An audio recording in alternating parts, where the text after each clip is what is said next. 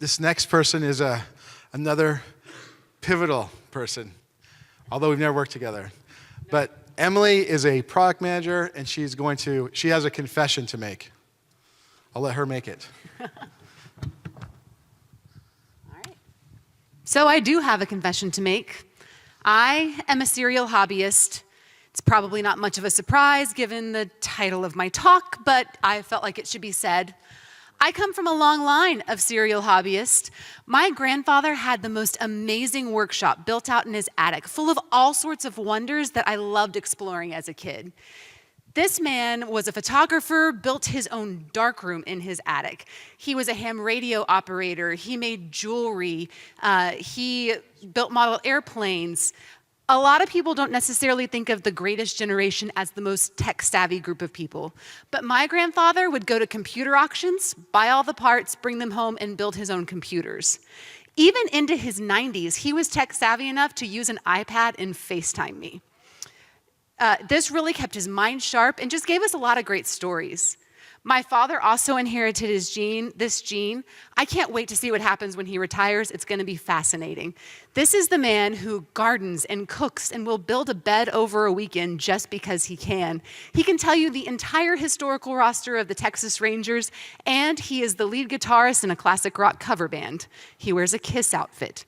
Then there's me, some things I've been interested in: baking, quilting, photography, piano, public speaking. You're kind of a part of this insanity. But the thing about serial hobbyists is not just how many hobbies they have.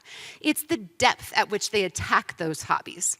So when I decided to start running, I couldn't just go outside and go for a run like a normal person. I had to learn about fartleks and tempo runs and marathon hydration methods. Also, I could be an incredibly slow 5K runner and occasionally run through some mud.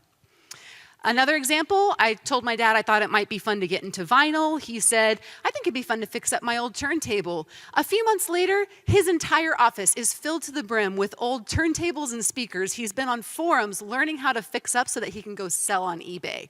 This isn't normal.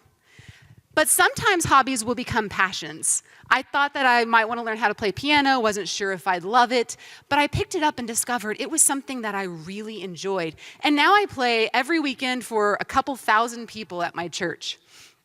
But most of your hobbies will not become passions. I decided to pick up gardening, and after several months, I had a garden that had maybe 4 pieces of okra, 2 cherry tomatoes, and 10 dead plants. But I'm taking the learnings that I had from that, gonna try it again. We'll see if I have better success later. Hobbies are vitally important to life. They let us expand our horizons and meet new people who are just as weird and crazy and fascinating as we are. But today, I really want to have a little bit of an intervention. So I hear a lot of times people saying, I don't have a hobby, work is my hobby. And I want to call this out today and say that this is wrong. Our society has built up this notion that work should be at the center of everything we do and define who we are. And it has led to a generation of stressed out, unfulfilled people who are just grinding for the sake of grinding, and it's got to stop. I'm not saying that you have to go to the level of a serial hobbyist and be completely insane. But I think that you should go out and try to find a hobby. Just try anything. Go, sign up for HelloFresh. Let them teach you how to cook. Grab a bike and go for a ride. You can go all out and try to become a blacksmith. It doesn't matter. Just try something. I think you'll find it has benefits for work as well.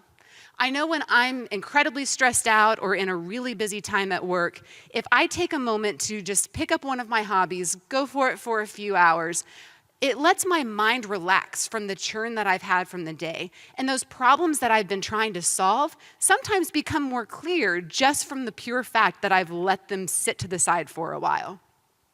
And if you are one of those people who says that, who took your hobby and was able to turn it into a full-time career, congratulations. I am incredibly jealous. That is awesome. Now you need to go find a new hobby, because at some point that hobby is going to start to become stressful and there's going to be hard times, and you're going to need to find something else so that you can keep loving the thing that you once had. This quote comes up a lot. Find 3 hobbies you love, 1 to make you money, 1 to keep you in shape, and 1 to be creative. If you can pull that off, that's awesome. But I want to offer you an even simpler challenge today. Just go find 1 hobby you love, or 3 or 12. It doesn't matter. Just try something. This will help you reinvigorate your passions in life, and it will make you the most popular person in your office if the hobby you pick up is baking. So, thanks for that. Thank you, Emily.